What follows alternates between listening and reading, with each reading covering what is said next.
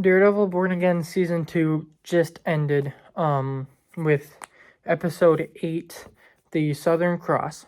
And I am just going to break it down like every previous episode, one last time for this season, one last time for this year.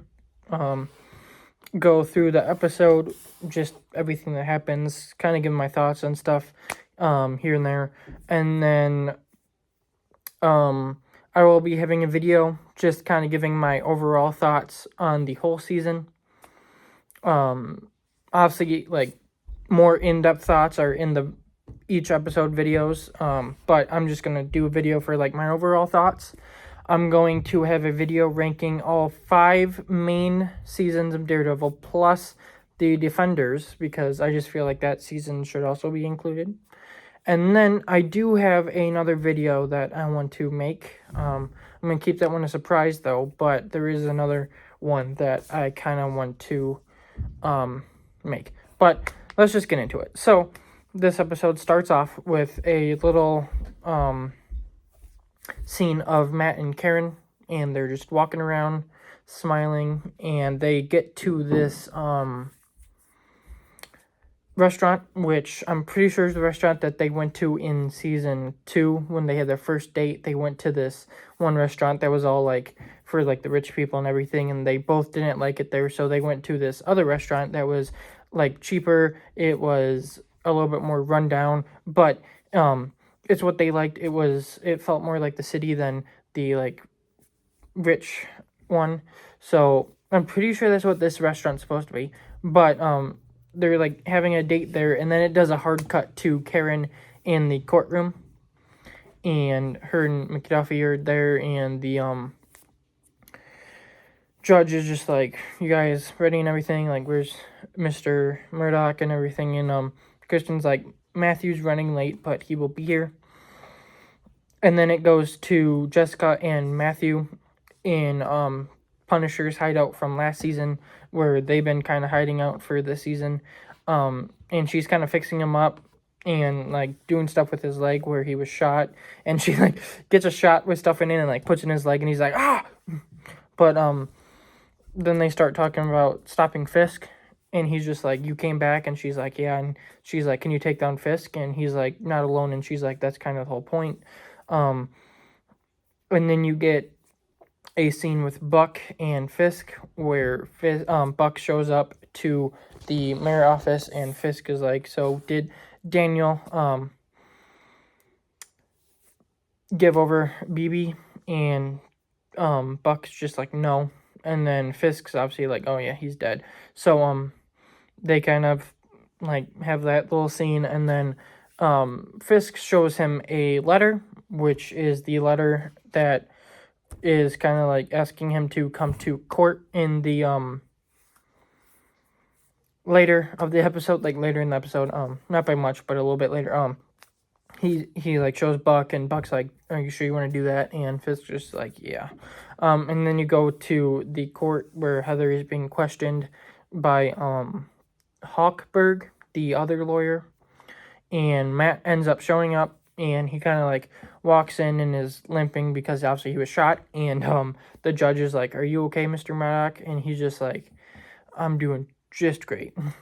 And then he sits down, and Christian and them are like, are you okay? And he's like, I'm fine. And she's like, fine, I thought you were dead. And he's like, nope, just shot in the leg. And then Hawkberg has Heather read a little bit from her book that she made, and she starts talking about masks and how vigilantes like hide behind masks, and like there's other identities and all this. And then Christian McDuffie gets up and starts asking her questions like about the mask and everything. And then because in her book she's like, they could be hiding behind the boyfriend or the good boss at work or like all that. And then so Christian McDuffie's like, they could hide behind being like a psychiatrist, right? And Heather's like, what? And then Christian's just like, did you hit Karen Page last night? And obviously the Hawkberg's like, objection. But then Christian sits down, and she's like, no, they're further questions, and then Matt's like, actually, I do have one. So he starts talking about her about no alternate egos, and kind of like Karen Page never wore a mask, so would she count as a vigilante and everything? And then Heather's just like, no, she kind of hid behind Daredevil's mask, and then Matt's like you're hiding behind the Fisk administration, and then Heather doesn't say anything. He's like, I see, thank you, that will be all. And I really like that interaction because this is basically the first time they've interacted since episode 9 of season 4, or Born Again season 1, where they broke up without breaking up. I think the last scene that they had together was the one where Matt woke up in the hospital after being shot in the arm, and he's like, Karen, and then they had that little interaction. I think that was the last time they saw each other. So I like how this next time they see each other is like Matt doesn't care, like he's like done with her, and that was pretty good because I really don't like Heather. But then you get a scene with the task force on a building across from the court, and they have a fake Bullseye, aka this guy who's dressed up in a Bullseye suit, like getting set up and everything for something that you find out about later in the episode. And then Matt kind of gets approval from the judge, and once they get the approval, he's like, I would like to call Mayor Wilson Fisk to the stand. And Wilson Fisk enters, and they do the whole, like, on the Bible, like, do you swear to tell the truth? And he's like, I do. And then they're like, state your name, and he's like, Wilson Grant Fisk. And then the task force enters, like, a bunch of them. Powell comes in, and, like, just a bunch of them enter. And then Fisk kind of gives this little speech, and obviously he starts off, when I was a boy, my dad told me to find the big man, like if I was in trouble or anything, like find the big man, or like if there was something I need taken down, or like basically find the big man and take him down. And so he's kind of giving the speech, trying to like hype himself up to the people, and there's a face that Matt gives where he's like talking to Kirsten, and then he looks over and he's just like, what the heck are you talking about? And then he's just like, thank you for that. And then he's like, I'm surprised that you showed up. And Fisk's like, I'm surprised that you showed up as well. And Matt's like, I'll live. Obviously, like, Fisk tried having him killed in the last episode, but that didn't work out. And then you get a scene where Dex shows up, and he takes out the anti-vigilante task force that's across the street, and he confronts this other Bullseye and takes him out. And just the way he kills him is cool, where he's like throwing knives on everything, and then when he gets to where the gun was set up, he's like sitting there, and then the guy's like screaming, so he like turns around and throws a knife, and it hits him perfectly in the bullseye on the guy's mask, and I thought that was really cool. There's also a moment when he kills the task force members, and then him and the poser Bullseye are the only ones left, and you can just see, like, he has the mask on, but Wilson Bethel is just a really good actor, because you can just see the smile, and it's like a huge smile, like he's just like smiling big, and it's just like, I think that Wilson Bethel is just really, really awesome as Bullseye, and that was a great casting. But he gets set up, and then you go back to the courtroom, and Matt is kind of like, why is the task force made? Why did you start this whole thing? Like, the task force, the law against them, and so Fisk is just like, to try and make the streets safer, get rid of vigilante justice and vigilante like crime and everything. And he's like, it's too late for people like Foggy Nelson and like all these different people. And then he's like, and my wife. And then Matt's like, was that an answer or a speech? Which kind of gets the crowd laughing. And then Matt starts talking to him, and he's like, would you consider me a hero? I mean, you called me one, I took a bullet for you, and you called me a hero and everything. And this whole time, Huckberg just keeps saying objection.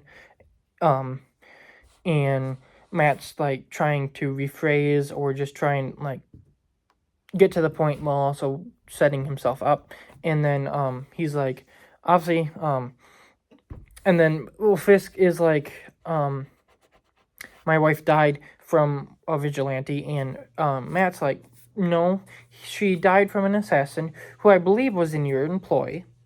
And then he brings up the Northern Star, and he's like, they bring up Daredevil, and they're like, Daredevil was there, he would be a witness. And then they're like, kind of figuring out stuff, and Matt's just like, so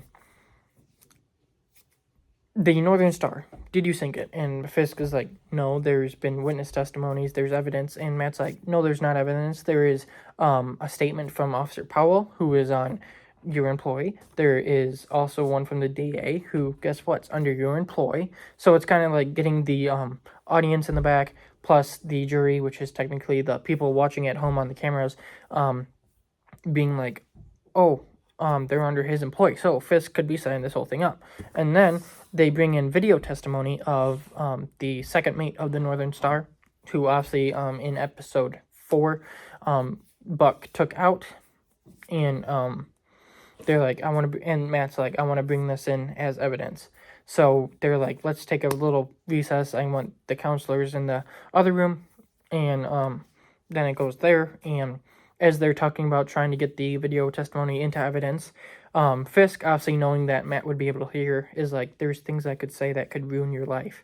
And Matt is like, I could say the same about you. But obviously, he's not talking to Fisk, and Fisk doesn't have super hearing, so everyone in the room's like, what? And he's like, oh, nothing. And he's like, kind of trying to get the video into evidence again. And Hawkberg kind of makes the fatal mistake of being like, there's gonna be no appeal. So I don't get it. And Matt's just like, so geez, you're like just announcing that in front of the jury, you the judges, you just want to give Fisk the gavel right now. And so the judges are like, you know what, we're gonna take that video into evidence. And then you get the video and they kind of show it, and then Matt is like, and they're Hawkberg's like, that can't be admissed because even though it's a video, we don't have someone who was there to corroborate it. And Matt's like, oh, we do, Daredevil. We obviously have announced that he was there. We have put that together. Daredevil was there. And then he kind of starts talking a little bit more, and he's like, Fisk, would I be a hero? Would you consider me a hero? I took a bullet for you. Would you consider me a hero? And as he's talking about that, Jessica and the governor, who obviously Fisk tried having killed in the last episode, show up, and that kind of throws him a little bit off as well, because he's just like, ah, crap, she's still alive. And then there's no other way to word this. Matt basically rage baits Fisk into answering a question, and then he's just like saying, you know what happens on that on Red Hook, like that port? Nothing that you should know. It's all me. I run the city and it's thriving. The port isn't up to you, it's under the government, and you don't need to know anything else. And I don't think that your salary gets you that information, you little man. Kind of trying to belittle him. And then Matt starts talking about Daredevil again, and he's like, he's here, we both know who he is, and we both know that he could like basically get Karen out of here, free her, like, and take you down. And Fisk is like, you are a fool. And obviously this is a big moment of the episode. So before I even get to it, I knew what was coming, and I was like, there's no way they're gonna actually do it. They're saving that for something else, I would think, or they might just never do it. But I'm like, Bullseye is going to shoot the task force outside, and then before Matt's able to do it, everything is gonna go into chaos, and like, he's not gonna do it, but he does, and he's like, I'm not a fool. And he turns around, and before he even says it, you get like this look of, like, it shows Karen a couple times, and you can just see the look of horror on her face, like he's actually gonna do it. And I really like that. I think that this that performance of Deborah Ann Woll as Karen was probably one of my favorite scenes that she's done. I just think like the look on her face was really well done. But obviously the big moment of the episode is when, obviously, Fisk, as I just said, you are a fool, and Matt's like, no, and he turns around and he's like, I am Daredevil, and, like, the whole courtroom starts erupting, and, Hawkberg's like, you can't honestly expect us to believe a blind man is Daredevil, and then he takes his, cane that he, like, obviously he, like, put apart and wrapped it into this thing. He chucks it across the courtroom, and he, like, makes it bounce off stuff, and then he catches it. And then he, like, looks at Fisk and gives him this look, like, yeah. I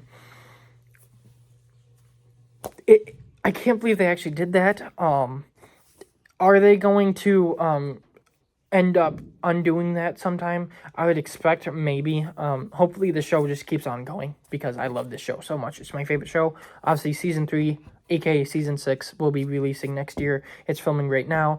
It is said to end filming in July. But if they keep going, I can see season 3, like, they're not gonna take it away from season 3. By the end of season 3, his identity will still be known to the world. I can see maybe season 4. The only possibility of that happening is if Secret Wars resets everything. I can see a possibility of his identity being reset and that kind of being woven into the show. But at the same time, I don't know if that's going to happen. So if they do it like in the comics, like there's been times where he has been revealed as Daredevil in the comics. Purple Man took his identity away one time. Well, his children did. Purple Man's children one time in the comics took Daredevil's identity from the public and made that back to secret knowledge again. There was ones where Iron Fist kind of pretended to be Daredevil to help get Matt out of jail. That's obviously not going to happen because obviously everyone knows he's Daredevil with I'll say that. I mean, that should be a little bit if that was the only thing that happened, it would be like, I guess you could see how Iron Fist could be Daredevil and like Matt's not Daredevil, but there is something at the end of the episode which I'll keep spoiler free for now, where it's like, oh yeah, he's not doing that. And then I think there was one other time that he had his identity outed and then it got taken back somehow, but I can't remember what that was.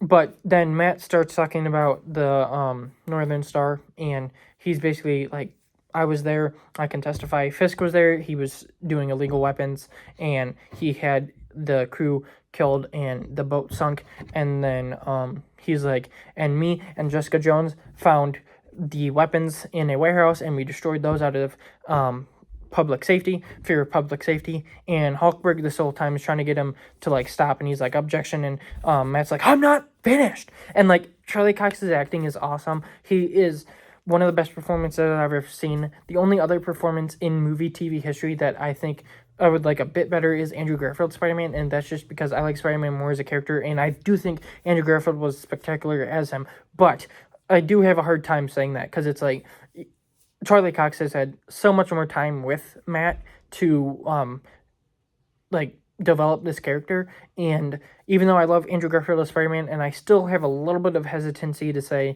that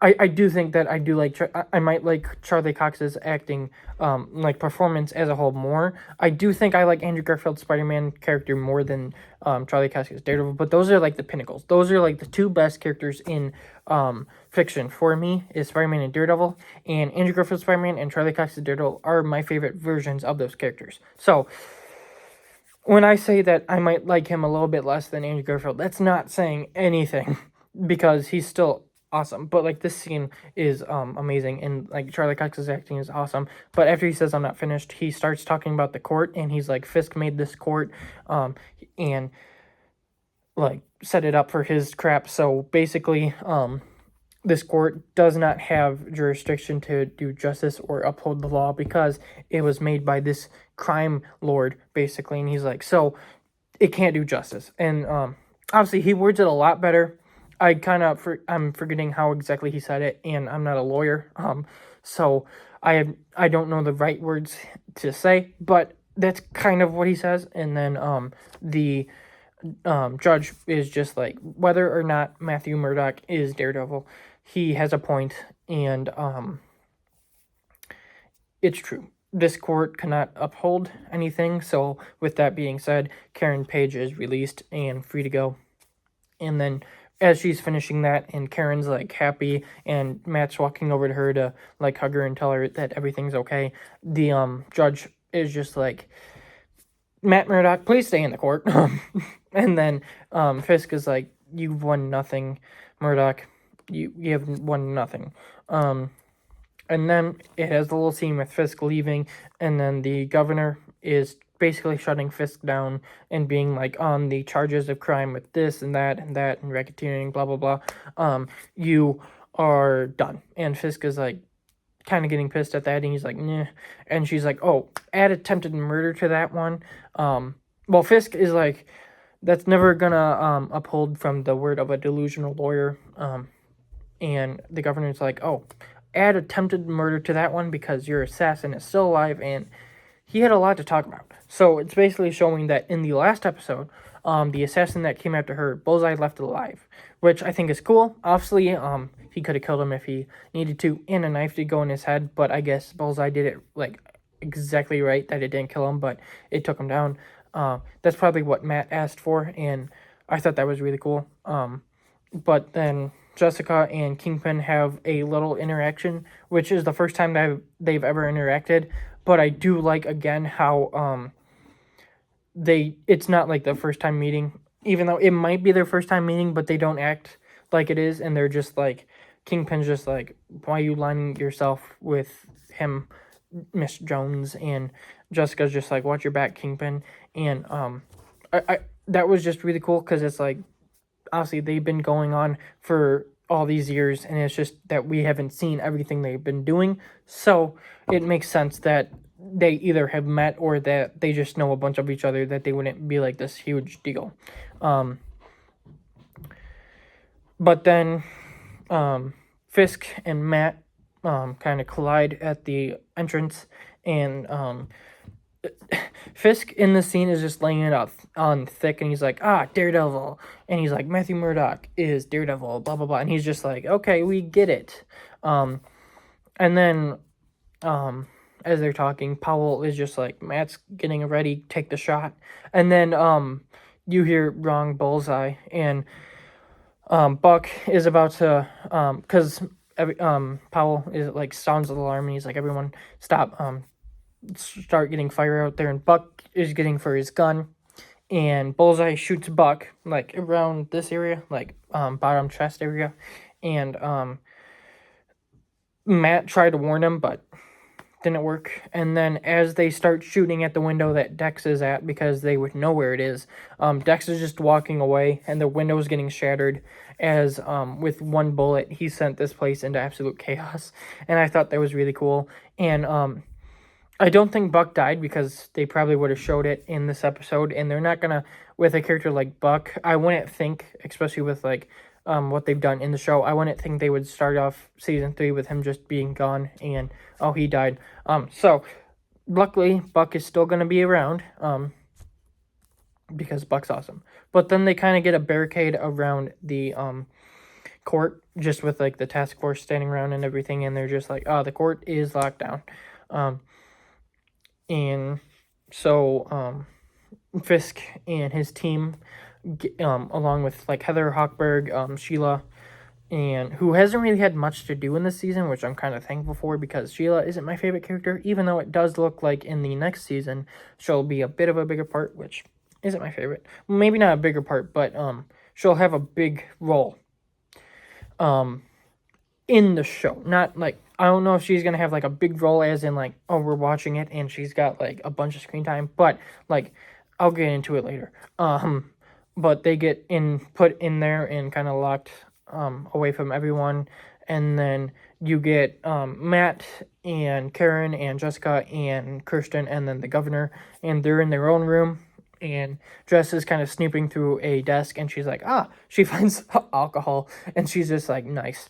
And then Fisk addresses the city and kind of tries turning people back towards him, and is just like, I will stand here and fight. I will continue to help you guys. There's these people, these vigilantes, trying to turn everyone against each other, and I don't want that to happen.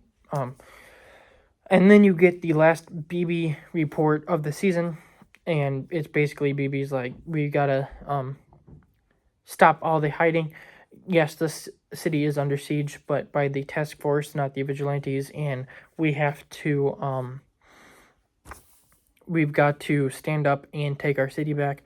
And then Christian Jessica throws Matt a bag and is like, trick or treat, and it's like his suit, and that's like a nice little nod back to Defenders, which in episode 7, when Matt suits up right before like the final battle, she makes like a Halloween joke about his costume too, so that was kind of like a cool little callback. And then Brett returns after being in one scene in episode 7, and I think he has a little bit less screen time in this episode. Or maybe he has a little bit more, but it's not by much. And even though it doesn't, it sucks that he isn't a big part of it. It is nice seeing him back, and obviously he will probably be a bit of a bigger part in the next season. But then you get Fisk telling the task force that no matter what happens, Matt and Karen Page do not leave this place alive. And you see some of the task force members like, are we sure about that? And Fisk is like, you can hand in your resignation if you're not ready to do it. So they're just kind of like, okay, we'll do it. And then you get Matt talking to Karen a little bit before he heads out. He's in this Daredevil costume finally. That costume is amazing. I love that suit. That's my favorite Daredevil suit. I don't think that in season 3 he will have a Daredevil suit. I feel like most of the season he's going to be in prison, if not all the season. So if that's if that's what happens, spoilers for the end of the episode. But if you're watching this, you've probably seen the episode by now. But at the end of the episode, he does end up in prison. So I'm guessing in season 3, he'll be in prison for most of it. I do hope that we get a costume kind of like the Chip Zdarsky run, where he's in a prison uniform, but then he's got like the orange prison Daredevil mask, because that would look so awesome to see in live action. So I really hope that's what happens.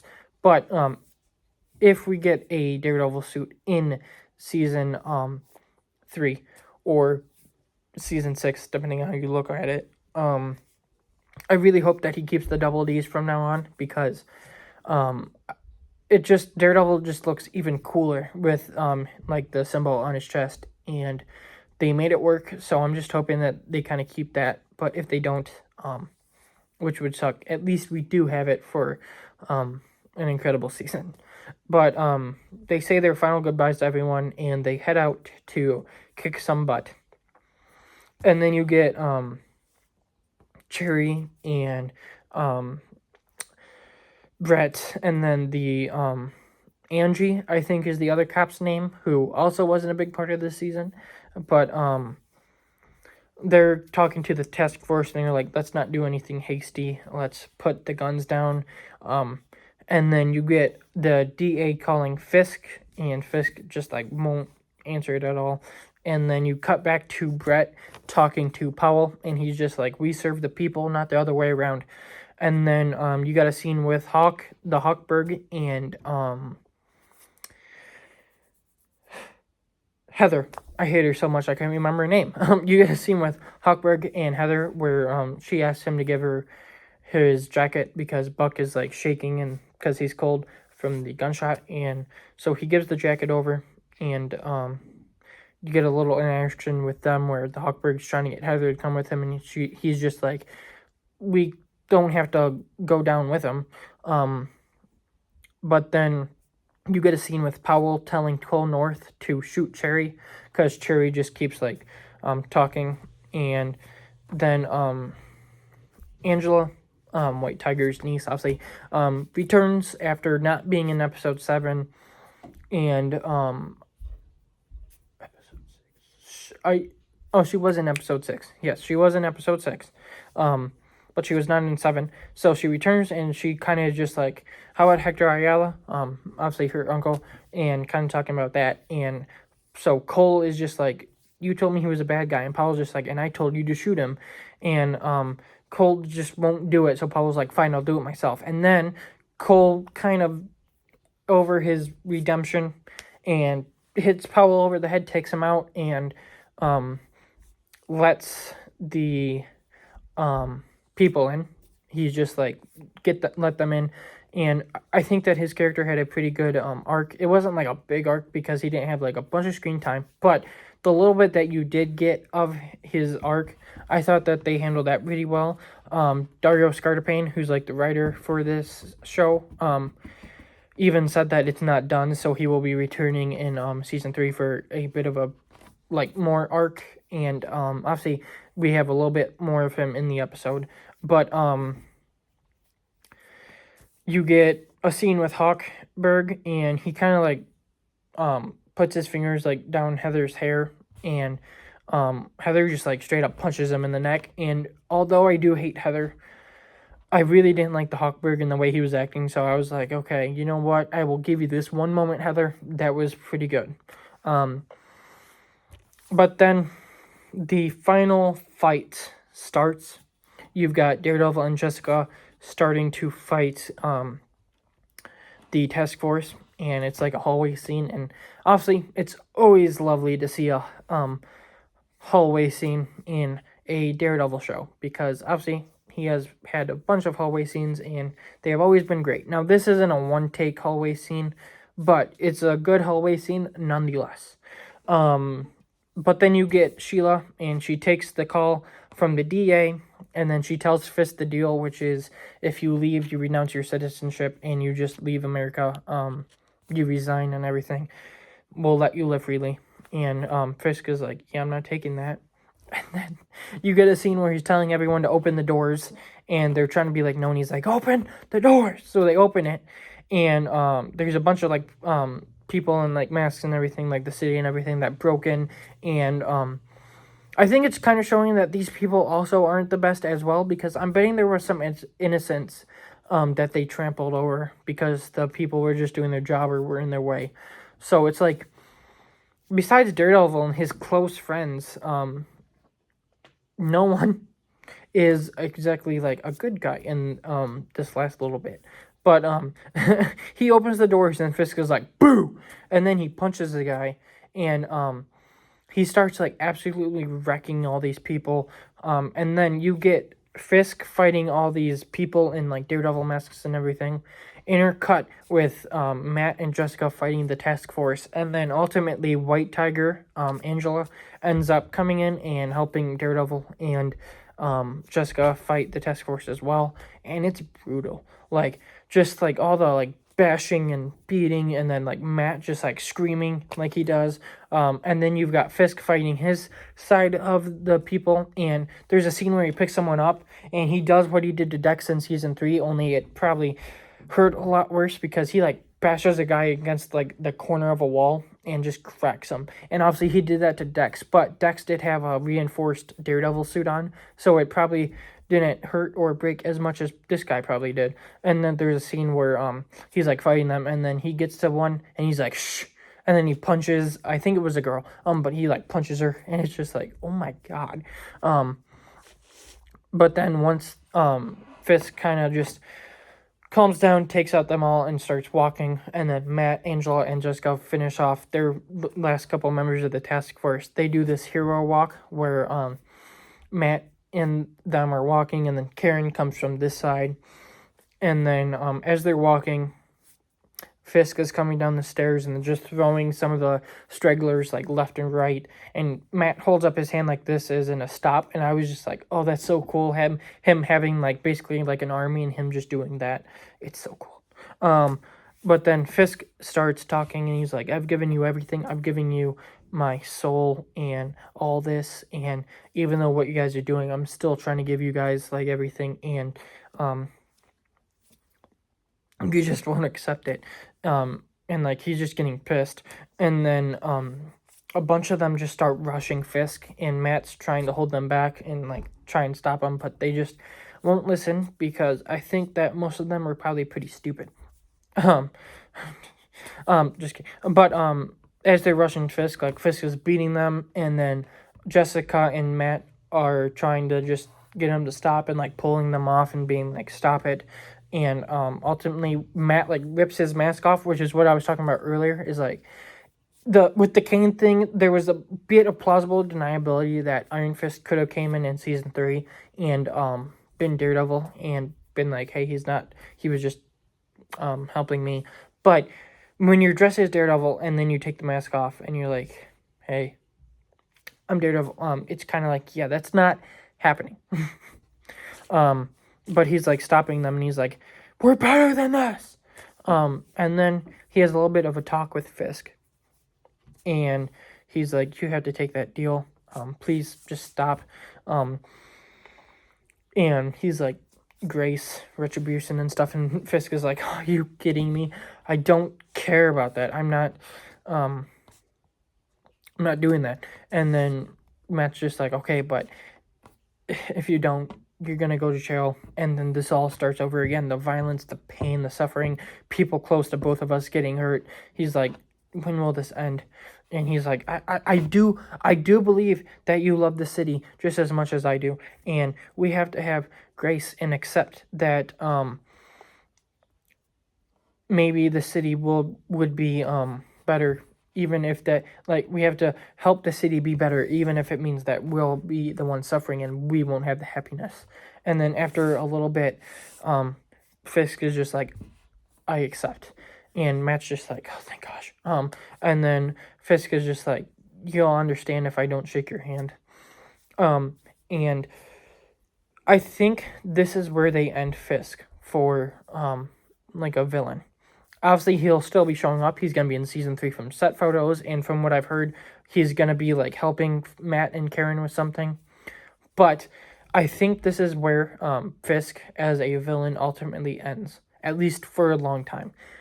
He can still show up, and obviously he's going to be showing up in season 3 helping them, and that's a pretty cool, like, way of doing it, is Fisk is now helping Matt and Karen, but, after him being the main villain in season 1 and season 3, and then Born Again season 1, and now Born Again season 2, so 1, 2, 4, 1, 3, 4, and 5, he's been the main villain, and he even did show up in season, 2 for a little bit, and obviously he's gonna be in season 6. But 4 of the seasons, he has been the main villain, and I do think people are a bit burnt out on that. I would like a little bit more main villains, but at the same time, I've never been like, if Fisk is the villain again, I won't hate it, because it's just like, I love the show, and even if they kind of keep recycling the same plot points, it might not be as good as it could be, but at the same time, it's still going to be awesome. But I do think it would be a good decision to ultimately just kind of bump Fisk down a little bit to not being a villain anymore, at least for a little while. But then you get the original theme playing, the like that one, and over the city, as it's just showing that it's getting a bit better. And then Karen and Matt have a little bit of a date back at the place that this episode started, where I think is the place they had a date in season 2. But they're talking about having normal life again, because obviously they've been on the run for like 6 to 8 months, I think, in that time frame. So they're like, I don't know if that's gonna work. And they're like, yeah, I don't know if I want to do it. And they're like, why are we like that? And Karen's like, because we're really messed up. And then Matt kind of hears the cops coming, so he kind of gives Karen like a little smile, and she's like, I thought we'd have more time. And he's like, yeah. But then he gets on his knees to put his hands over his head, and when I watched it for the first time, which I've seen it twice, the first time I watched it, it was a little bit later at night, so I wasn't exactly like the most like awake as I could have been, even though I was pretty awake. I was like, is he about to like propose to her? That was a stupid thought, but he's just putting his hands on his head. I'm like, oh yeah, of course. I knew that. I did not. But then you get a cameo by Luke Cage, where he kind of just shows up, and Daniel's like, Daddy, and she runs to him, and then you get a little bit of a cameo by Ellison, who was the owner or just like the runner of the newspaper that Karen worked at in seasons 2 and 3, and then obviously he was the boss of Ben Urich in season 1, and he was a big part of those first 3 seasons. So it's kind of cool just seeing him come back, and I did not expect that. And I was just like, that's really cool. To some extent, it was a little bit cooler than the Luke Cage cameo. And I'm not saying that the Luke Cage cameo was bad. It's just that, like, out of the 4 Defenders, Luke Cage is the one I care about the least. So it's just like, okay, I don't care as much. It was still kind of cool seeing Luke Cage back because it's just like, oh, that's kind of cool. Obviously, he was in the Defenders, which I did watch.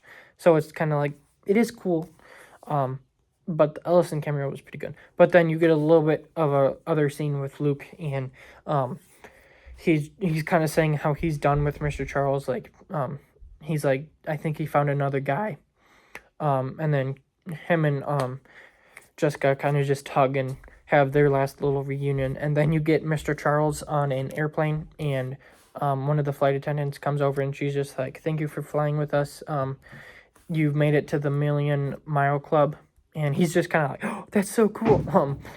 He's like happy about that. She called him Mr. I should have wrote the name down. Richardson or something. It was something with an R, but it's kind of like, okay, so Mr. Charles might not be his real name. So he could be someone else from the comics that we just don't know about yet, like the name of yet. But I'm just happy that Matthew Lillard will be returning. And before I even talk about the last little bit of the episode, Matthew Lillard was just announced to be in Man of Tomorrow, which is the Superman sequel releasing next year. That's super cool. Like, I just think Matthew Lillard is a really, really good actor, and seeing him in Daredevil, my favorite show, and now he's going to be in Superman, the sequel to Superman, that's just going to be awesome. But then as he's looking at his 1,000,000-mile like club card, he like looks over, and there's Dex sitting by him with his headphones on. So Dex is like the new government agent that he got, and Dex's face where he's just looking at him, and he's just like pretty funny. But then you get Matt in prison, and he's just walking, and you get some stuff intercutting with this as well. You get Heather at her apartment, and she takes the Muse mask and she puts it on, and then in the mirror you see her just smiling like at her best. So it's kind of showing that Heather is now fully psychotic, and with the Muse mask on, that's like her at her best.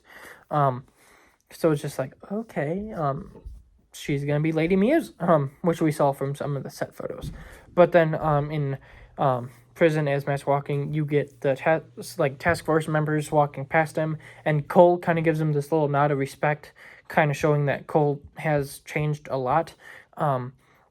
And then you get Powell, and he's just kind of smiling. So I'm guessing in the next season, Powell's just going to be a big, big a-hole to Matt until hopefully he ends up dying. It kind of sucks that he survived the season, but maybe he will die in the next one. And then you get Fisk on the beach, and he's just standing there. And even though he's a bad guy, and it's like...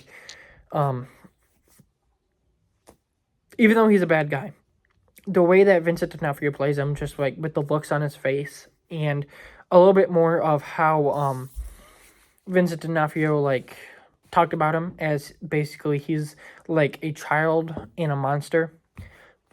You kind of feel bad for the guy just a little bit, because it's like he is alone on the beach without his wife, and he's not at New York, which is the city he loves. He is now not mayor, so he has no power, and he is at the place that his wife wanted to be, but without his wife, because he just couldn't let go.